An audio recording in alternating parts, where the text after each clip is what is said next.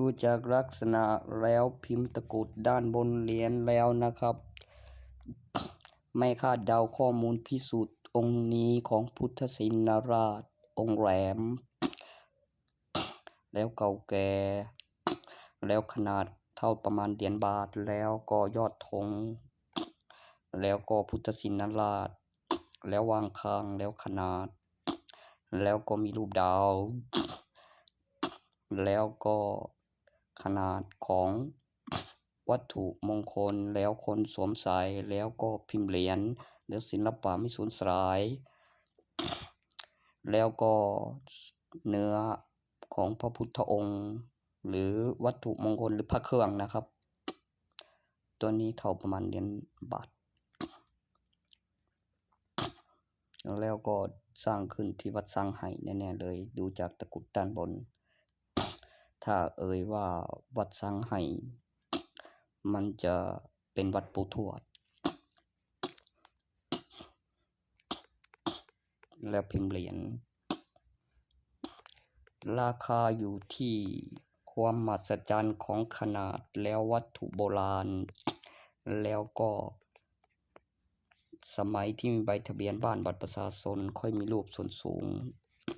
แล้วสังเกตดูขนาดของวัตถุถ้าได้สวมใส่มนุษย์จะขนาดใหญ่ปานใดวะขนาดรูปกรอบแล้วก็เตียงยังมีการใหญ่กว่าอีกรูปคือเล็กกว่าอยู่ที่ไหนได้เตียงมันใหญ่ขึ้นมีการปลุกเสกจากผู้อยู่อาศัยรูปในงานศพนะแม่มันน้อยลงก็บ่ใส่เตียงมันใหญ่ขึ้น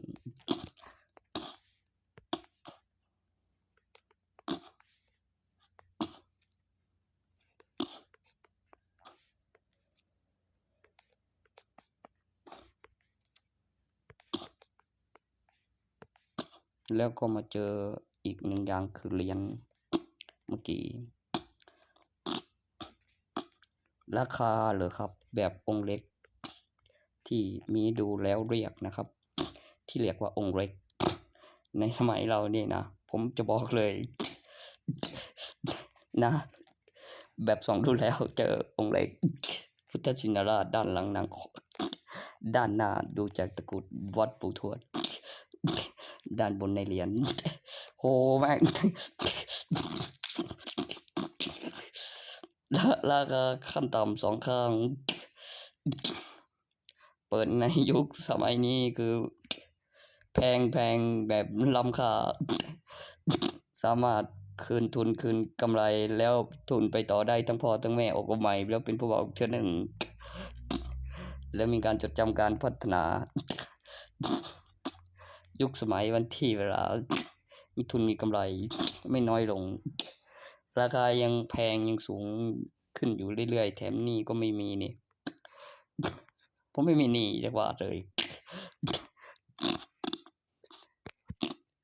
และการลงทะเบียนซิม QR Code ใน LINE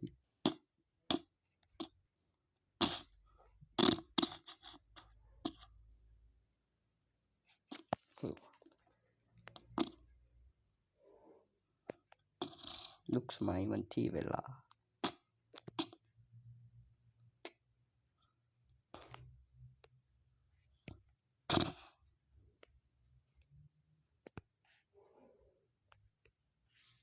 QR Code รายที่ผ่านการพิสูจน์ว่าเป็นซิมในอุปกรณ์ชิ้นเดียวข้อมูลการยืนยันตัวตนและมีการตอบสนองจากเครือข่ายแล้วลงทะเบียนซิมเลขท้ายบัตรประชาชนเลขหมายเบอร์โทรแล้วก็ระยะเวลาที่ใช้ของเบอร์โทรและการลงทะเบียนซิมแล้วหลักฐานวันที่และเวลาปีคศที่ขึ้นระบบในอุปกรณ์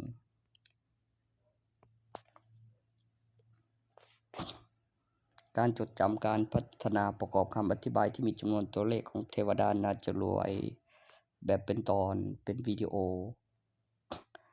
คำอธิบายรูปแบบ